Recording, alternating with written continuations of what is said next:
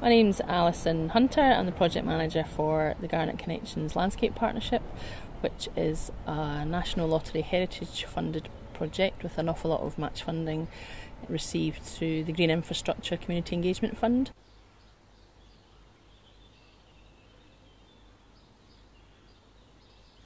The project was launched in mid-2018 and supposed to finish end of March 2022, but with the pandemic we've managed to extend the project so that we've got an extra summer to focus on engagement, so we're actually getting people out using all the infrastructure that the fund has managed to put in place, whether that's following a trail, learning about pollinators, learning about meadows, and combining a bit of natural heritage with cultural heritage. We just want people out and about appreciating what's on their doorstep.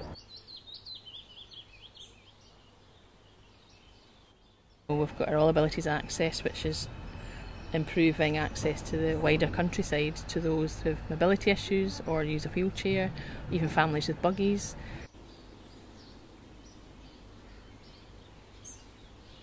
When I joined the project, everything looks great on paper, but when things actually happen, you see it on the ground, it's even better.